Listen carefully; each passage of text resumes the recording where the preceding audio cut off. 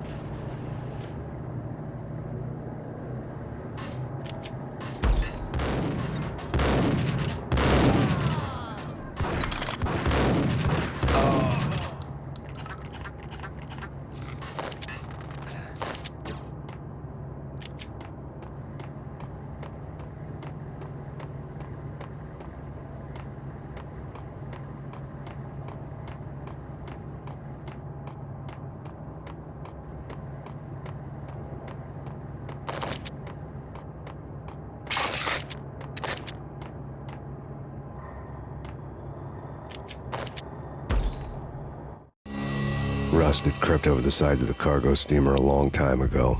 Boris Dime would be on board. I'd have to smoke half of his crew to even get near the gangplank. The guns were probably being kept in the hold, buried amidst the rats and oily water.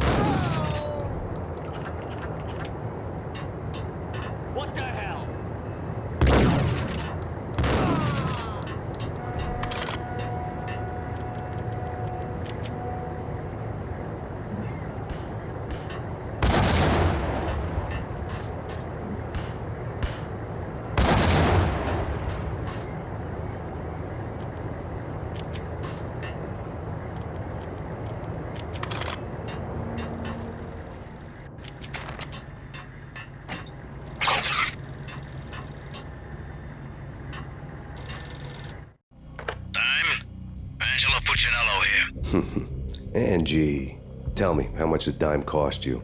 I bet it was more than his name. Max Payne. Right the first time. You're dead, punk. You sure you're not confusing me with Boris here? But you are right, of course. Pretty soon we should get together and have a talk. You son of a... Pissing Punchinello off was a dangerous game, but when people get mad, they make mistakes. I should know. That's where I wanted Punchinello, mad enough to trip over his own feet, preferably into a grave.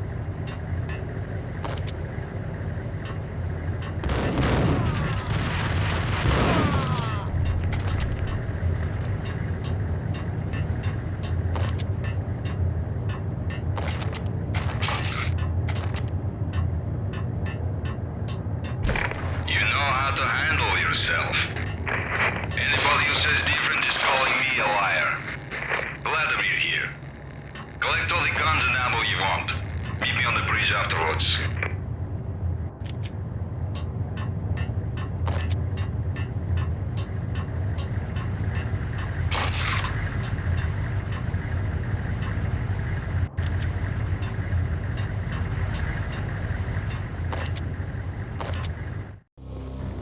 Did you get everything you need? Check. I owe you. Anything you need. This is my solo. When I'm through, Punchinello won't be anybody's problem anymore. Clear as vodka. But anytime you get between a rock and a hard place, just whistle.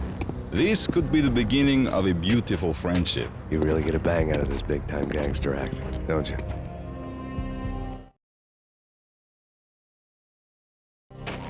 Even with all this firepower, I figured I couldn't get to Punchinello at his manor. I could only hope that he wouldn't pass a chance to hear me beg to see he's won. This is Max Payne. I want to cut a deal. Payne, you're a dead man. That's what everybody keeps telling me. I got your ship and her cargo. I want to meet. No pain, no gain. Capiche? You know my restaurant? Yeah, I know it. 1 hour. Punchinello's restaurant had seen better days. Snow was falling like ashes from post-apocalyptic skies, but that was outside. Things would soon get hot in the Don's restaurant. I knew it was a long shot, Angelo Punchinello actually showing up, but there was no crime in hoping.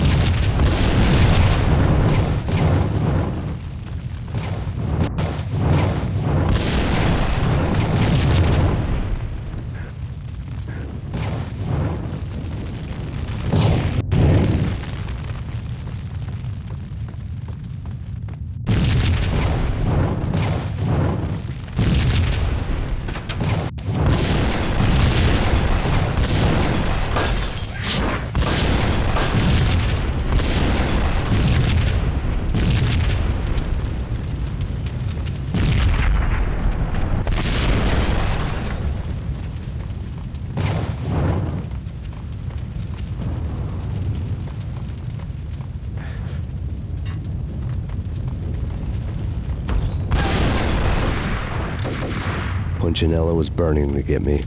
The feeling was mutual. He was trying to put out my flames with gasoline.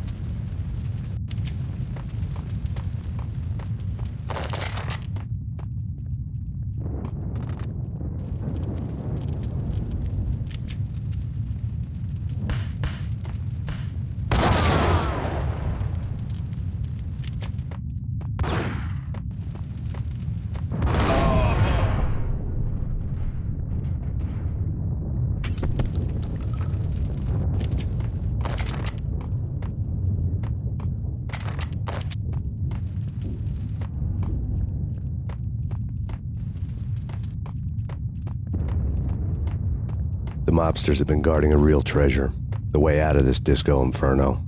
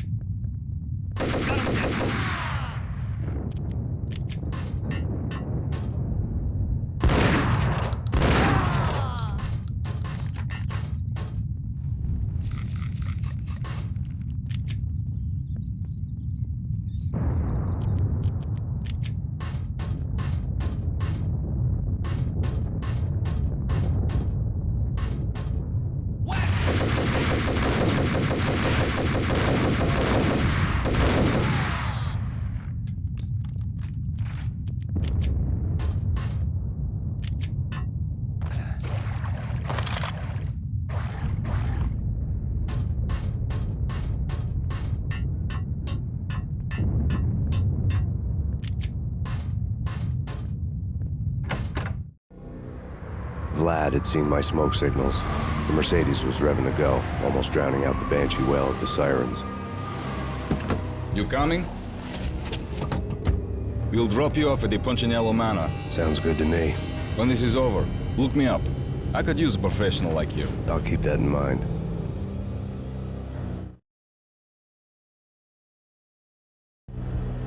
The night groaned with cold. The garden lights flickered nervously. In their light, the falling snow was dead white before the darkness ate it up. I had heard the stories. The trio were mad dogs. They'd have hung the heads of their enemies over the manor gates if the capo had only let them. Punchinello wanted Payne. He'd see the pain.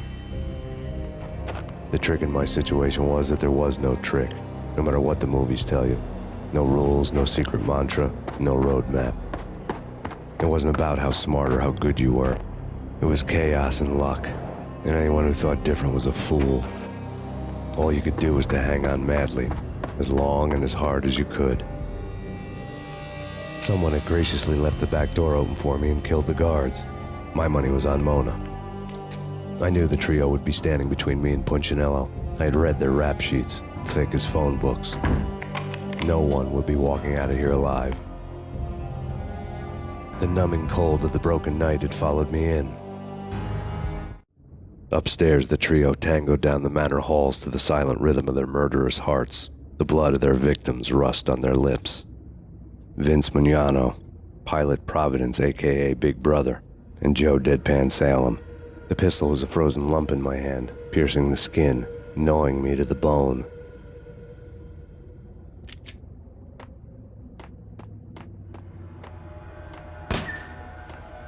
In death, the thug had been promoted to messenger. Someone hadn't enjoyed the Don's hospitality. Someone with a flair for the dramatic. Someone who had let herself out of a locked cell and past a couple of armed guards.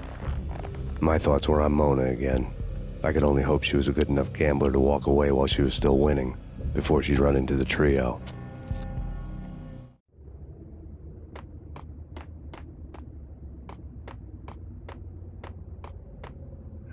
Payne!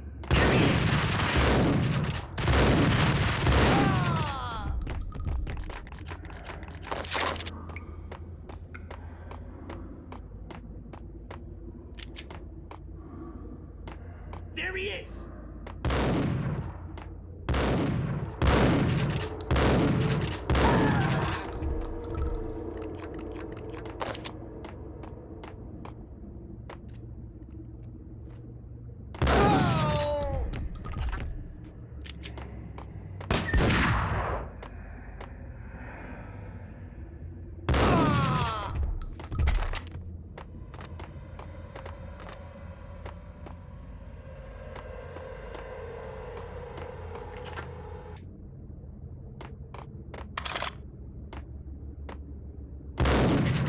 Someone get the guys from upstairs! No one's going anyplace. Too late for that. He walks in.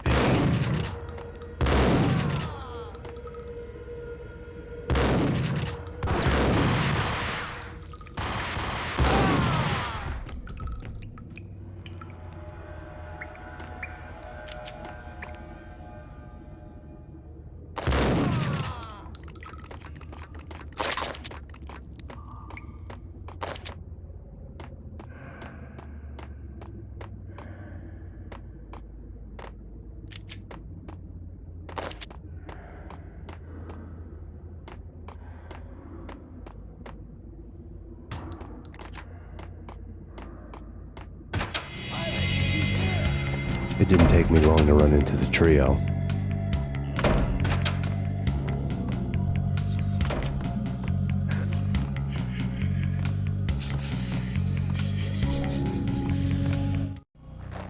The word on Lisa Punchinello was that she was a bit of a witch.